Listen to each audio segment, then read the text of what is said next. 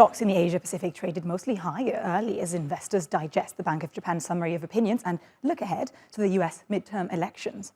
The Bank of Japan left interest rates unchanged Friday, remaining an outlier compared with its hawkish global peers that are undertaking jumbo rate hikes. The bank also said it would purchase necessary amounts of Japanese government bonds in order to keep the 10-year yields at around 0%.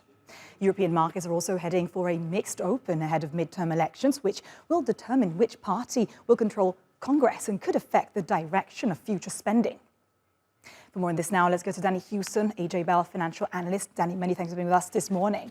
So first of all, we just said it, analysts say that these elections will be mostly a referendum on Biden's presidency rather. What do you think will happen first of all? And how do you think markets will react to that in the US, but not only in the US? I think markets are pretty much anticipating that the Democrats will lose control of the Senate. And in fact, in those cases, often we see equities rallies. I think the issue with the Biden administration is the huge amount of spending that's in place, great big infrastructure spend, and all of that extra cash, of course, just fuels inflation. If inflation is still raging, then of course, that means that the Federal Reserve has to maintain its tightening. And also there are issues of additional regulation, particularly on things like the tech sector. So there are an awful lot of questions at the moment about exactly how Joe Biden's plans going forward, particularly when it comes to things like climate issues, might be affected if he loses control of the Senate. Interesting, Danni. And high inflation is one of the main concerns, not only in the US, really around the world right now. Do you think that a reopening of China early next year, potentially by March, would be disinflationary for markets and hence work as a potential pivot for central banks?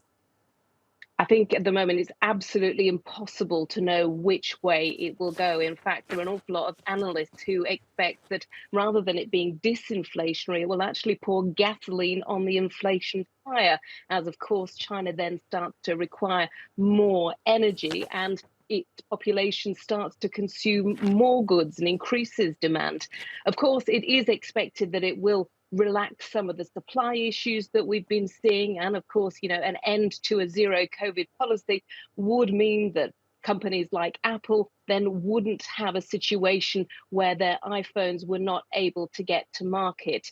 I think for central banks at the moment, they're really stuck between the devil and the deep blue sea. They have to tackle inflation, but they are understanding that their actions are causing an awful lot of pain amongst people who are already struggling with the cost of living. Interesting, Danni Hewson, who will keep monitoring markets through the business day. Thank you for your analysis.